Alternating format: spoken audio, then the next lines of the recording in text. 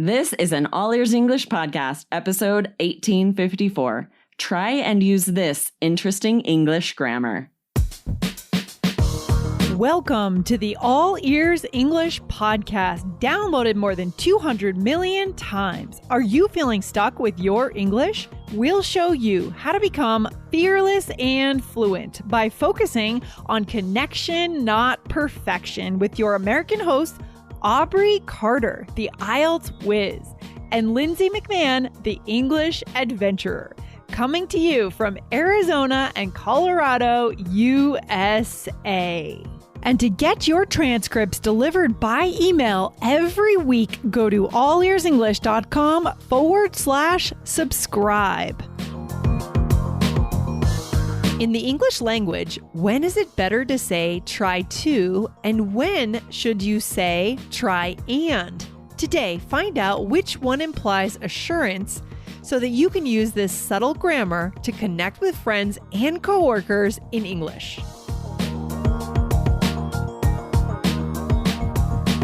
Hey, Lindsay. How are you?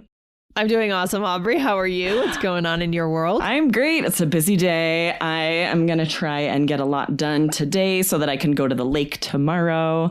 What about you? Are you going to try and get anything done later? I'm going to try to get some things done. Yeah, I think so. I'm always trying to get something done. You know, I think I will. Interesting. Okay, so guys, you might want to go back and listen to the beginning. We're talking about try and versus try to. A listener wrote in this question. It's very interesting. And I noticed when I responded, I'm saying try and, but you just naturally were saying try to. Like, I'm going to try to get a lot, almost like try to get a lot. Try to get a lot. So clearly, guys, both are very natural, right? Try and try to. And we have a great listener question today about this, right? Which one to use? Is that what we're talking about? Yeah, we're going to dive into which one to use or why we use different ones. So let's go ahead and read that question. All right, here we go. So our listener says, hello there. First, I'd like to thank you girls for being such fabulous hosts. I recently found out about your podcast and thanks to a Best English Podcast search on Google. And I'm so thankful for having the chance to listen to you guys. I just love your approach since it's not only based on linguistic features, but also cultural awareness. Absolutely. We talk a lot about culture. Yeah. Your super joyful, enthusiastic, energetic kind of talk definitely makes our day worthwhile. That's so great, Aubrey. It's so nice. So nice. Yes. I love that. I love that. Very happy that we could make this listener's day better. As for my question, I'd like to know whether there's a difference in meaning between these two structures. Try to find another resource and try and find another resource. I noticed that native speakers use both structures, try to plus verb and try and plus verb. Is there any difference whatsoever? Thanks a million. Oh my gosh, this listener sounds very high level. Definitely. Just to notice that we do both, right? Very high level, and definitely getting to that higher level where you're really wanting to sound like natives and understand why they say things certain ways. Yeah. This is so interesting. Good. So let's dive right in, right? So try to is more formal. Right? Try and is a colloquialism, a familiar expression that we use in informal speech. It shouldn't be used for formal writing because the grammar is actually not correct. Not correct. Interesting. But I highly recommend it for speech because it has a little bit of a more positive connotation than try to. Just a really subtle connotation of friendship or luck or assurance, whereas try to is either more neutral or might even have a slightly negative connotation, especially if you're talking about ability. Oh, isn't it funny how just one little preposition can make the difference, right? One little thing, one little word in this case, I guess, can make the difference in a tone or kind of conveying a tone.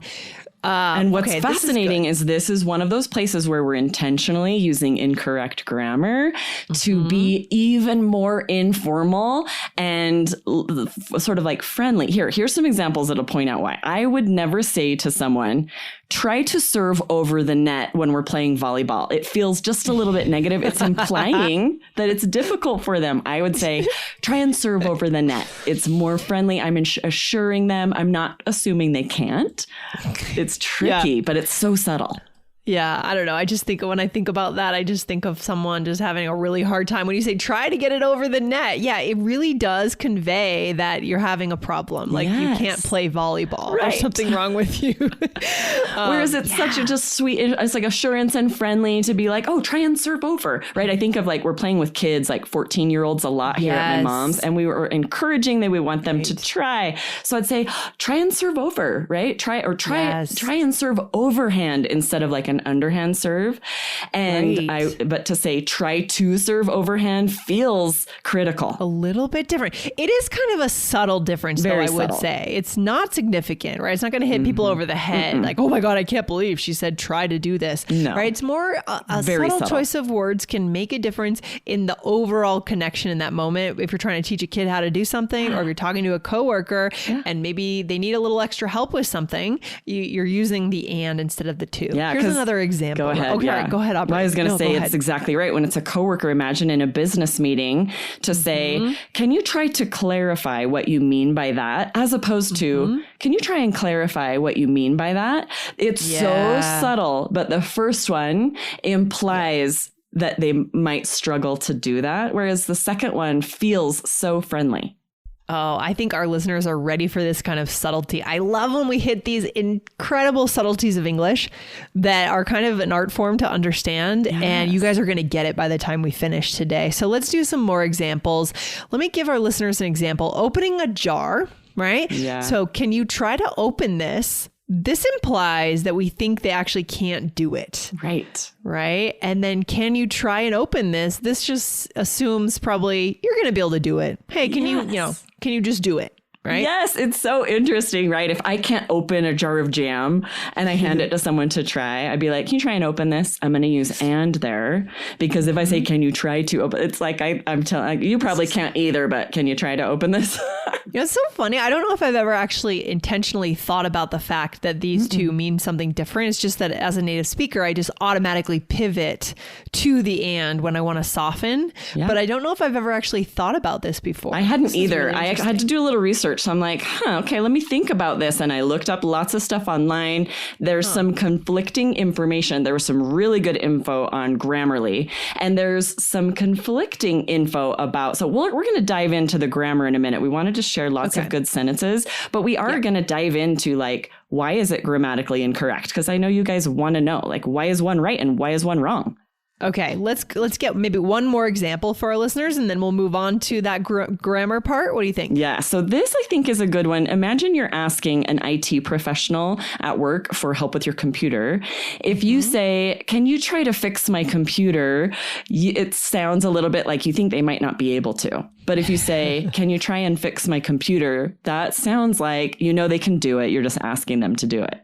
And you're trying to indirectly ask them to do it too. There's a little bit of an indirectness and not trying to impose as well here too. Yeah, politeness. Right? It's more polite to use the incorrect grammar. So funny. I love it. So why is this? Which one is, again, remind our listeners, which one is grammatically correct and why? Exactly. So try to is the one that's grammatically correct. This matters a lot more for writing, guys, because it's a colloquialism. This is accepted when you're speaking and actually often preferable because it's, like you said, less direct, more polite, more kind sometimes. But when you're writing, it does matter. It would be correct to say he tries to imagine his future, right?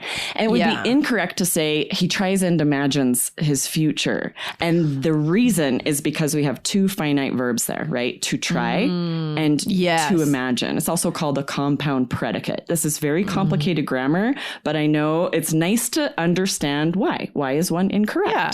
Our listeners are ready for it. They are ready for it. Yeah.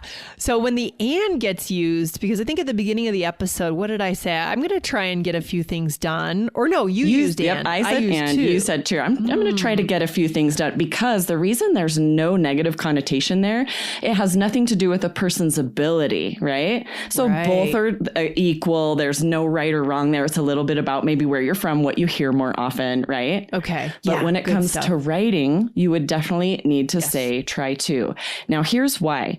If you had two actions in mind, right? Trying and imagining, that would be grammatically correct. But usually when people use try and, they only have one action in mind. Like this sentence, we only have this one action of imagining your future.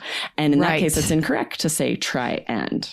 Yeah, because it sounds like you're doing two separate things. He tries and he imagines his future. No, it's not. That's not what we're trying to say. Exactly. Right? It wouldn't make sense if you break it down and say like, you know, for example, he tries and he imagines his future. Then it makes no sense. So that's how you know it's grammatically wrong. Yes, I love it. Okay, what else do we have to know here, Aubrey? Yeah. So here's the trick. When I was looking it up online, and you guys, if you do a deep dive, you're going to see conflicting information. And that's what's interesting. Because of the infinitive, try to, right? And then try and, there's no infinitive. Some people will say that it has something to do with needing to before every infinitive. But here's why that's incorrect, right? When two separate actions are being described, it is correct to have and between the verbs without an infinitive. For example, go and get your mom. You could say, you must go and you must get your mom. It's two separate actions. You don't need the infinitive. Makes sense? Yeah, that makes sense. That makes sense. Okay, so that can't be right then. Yeah, or that is correct. Yeah. Or come and see my new car, right? Yes. Right. You could say, you must come to my house and you must see my new car. There's two separate actions. Or we'll say, stop and chat a while. Two separate actions. We want you to stop and we want you to chat for a while. So you're saying we can say these, right, Aubrey? Just to be clear, we can say these. These are examples. Yeah, it's more of an issue of like, why is it wrong? It's not because infinitives have to have to before them. It's not about that. It's the fact that it's a colloquialism, right? It's you if you have just one action, you can't have, try and with just one action, because that's indicating two separate actions. Oh boy. Okay. We're really getting into it now. I love it. Interesting. So it's just interesting to know why. But I think the takeaway really is just you guys can say try and, but you'll notice all these examples we're giving you here, go and get your mom, come and see my new car. None of them are with try. Anytime it's try and is always incorrect grammar because, what's the second verb? It's you would have to have a sentence where you really want that. Maybe like try and win would maybe work if you're saying like, I want you to try and I want you to win, right? Yeah, because the verbs don't make sense together. They don't speak to each other, right? Exactly. It's like just a go and get your mom, go and get, they speak to each other. It's a natural progression. Go and get your mom, come and see my car, stop and chat a while. They all work together. Exactly, as two separate actions. Yes, I love that. That's a good point. Okay, good to know. Good to know. And, we're showing you guys these nuances. Is there another episode where we talked about try? Yes, this was really interesting. If you guys missed it, go back and check out All Ears English 1159. We talked about using that word try and how sometimes it comes off as not being confident enough. If I say like, I'm going to try and lead this meeting. It sounds like I don't think I'm going to do a very good job. So check that one out. That was a really good episode, guys. If you use the iOS or the Android app, you can always just type 1159 right into your search bar, right? That's the only place you can do that for All Ears English, and you can pull it up right away. But if you're in the podcast player, Apple Podcasts, or Spotify, you can also scroll down and get it. All right, good stuff. So anything else here, Aubrey, before we get into the role play? No, yeah, I think it's such an interesting question. It really is higher level, like you said, to notice this, first of all, and to be wondering, like, which can I use? I think the bottom line is when you're speaking, both are correct. Try to or try and. But when you're writing, you have to realize that try and is incorrect grammar. And if you're wanting to write correctly, then you're going to want to say try to. Good stuff. Okay, I love this. We are back with a quick role play. So, Aubrey, what is going on here? Yes, you and I just met at a business conference. So because we're speaking, right, we might be saying some try ands, but try to would also be correct. It's not written English, so both would be right. Got it. Okay, here we go. Anything you're going to try and see while you're in town? Oh, yeah. I heard there's a natural history museum, so I'm definitely going to try and check that out. Oh, fun. I'm going to try and visit the botanical gardens. I wish I had more time to try and do everything. Nice. I have a question for you. Did it feel weird to you to say try and? Did you feel like you should say try to? Yeah, there was a little too much for me, for my taste, too much try and in here. It is informal. I think this is a good point. It depends on, I say try and a lot more often. I think because where I'm from, maybe the Northwest or just the West in general, we say it more. More relaxed. Yeah, more for relaxed. sure. Yeah. Both are correct, right? You're going to hear both. And it's so subtle. It's so subtle, the difference. It's so subtle. I love the subtleties. Let's go through this real quick. So first you said anything you're going to try and see while we're in town, right? While you're in town. Yeah, I think it's good to point out, like, we just met at this business conference. So it's sort of a little more formal business situation, but we're still speaking very informally because of the context. We're talking about what we might do in our free time. So it would be very strange to say, anything you're going to try to see while you're in town, right? I'm speaking very informally, even though we don't know each other that well. Yeah, it's true. And, I guess it depends on your industry, obviously, but I think conferences are getting a little more casual now. True. At least when I go to the podcasting conference, I would never wear like jeans. I would never do that. But people are more casual and they're more conversational. They're not so stiff. It's a young industry too, podcasting, right? So look at your industry and decide what kind of vocabulary you're going to use at conferences, guys, based on that. Okay. Yeah, for sure. So then you said, I'm definitely going to try and check that out. You for sure could say, I'm going to try to check that out, because we're not talking about anyone's ability here. So there's no difference. There's no implied meaning of someone not being able to go check out a natural history museum, right? I love that. And then you said, oh, fun. I'm going to try and visit the botanical gardens. Yeah. Yes. And then you said, I wish I had more time to try and do everything. And because I'm trying to shove a bunch into this role play, it probably would be more natural just to say, I wish I had more time to do everything, because we definitely wouldn't say try and in every sentence. No. That's why it sounded weird. There's too much of it. But you guys know you don't repeat things that much in a conversation, but just for the sake of the example, we want to show it to you. Totally. Yeah. What should our listeners do before we finish up? What do we have to do to make sure we don't miss any All Ears English? Right. 4 new episodes every week. You guys need to hit follow wherever you find your podcasts, All Ears English. And guys, leave a review for the show. We love reading your reviews, the questions you send in reviews. So wherever you find your podcast, you can also leave us a review. Yeah, you guys can ask your question right inside that review, because we do read every single review. So we'll see your question and we'll add it to our list. What's the takeaway for our listeners? Yeah, guys, we don't want English grammar to intimidate you. If you hear this, you hear people are doing it both ways. I'm so glad we were able to give this quick breakdown, because even natives argue about really subtle, complicated grammar points like this. It's valuable to know the rules, but do not stress about it. Definitely, guys. And, go one level deeper, don't be stressed, but be interested. That's what I would say, right? Don't be stressed, but be interested, because you are ready for these subtleties at your level. If you understand 75% of this podcast, you're ready for subtleties like this. So now you will start to notice them and you'll be able to use them. Yes, so good. For sure. Oh, so fun. I love grammar episodes. I think it's so interesting. I love these questions. I love that our listeners are also interested in these nuances of the language. Gosh. Yeah, we can't wait to see your questions, for the fall. We can't wait to see what great questions you guys send to us. So if you don't want to, I guess the best thing is just write your question in your review, guys. Yes, Leave us a review and write your question right in there. Good stuff. All right. Aubrey, I'll talk to you very soon. Have a good one. Thanks, Lindsay. Bye-bye. Bye.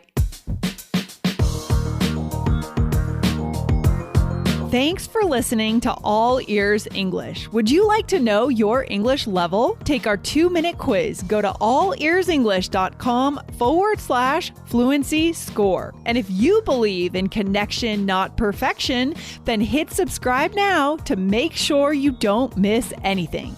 See you next time.